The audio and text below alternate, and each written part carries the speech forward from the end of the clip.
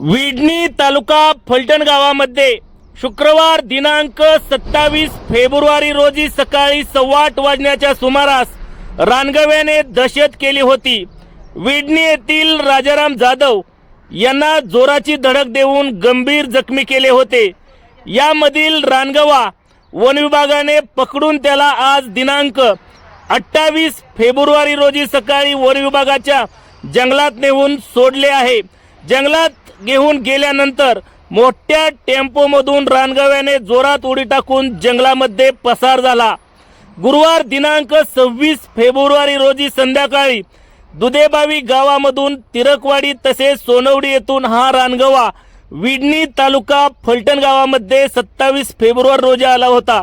आळंदी पंढरपूर महामार्गा शेजारी असलेल्या कोकरेवाडी येथील एका वृद्ध राजाराम जाधव यांना जोराची धडक दिल्यानंतर लोकांनी रानगवा हुसकावून लावण्याचा प्रयत्न केला, मात्र विडणी गावाजवळ असलेल्या विडणी वडले रस्त्यालगत अभंग वस्ती गाडे वस्ती शेजारी असलेल्या उसामध्ये हा रानगवा बसला होता।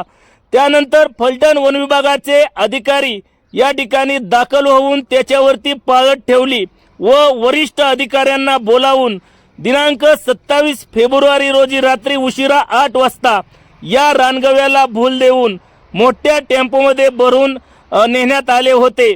आज दिनांक 28 फेब्रुवारी रोजी नैसर्गिक अधिवासात त्याला सोडण्यात आला।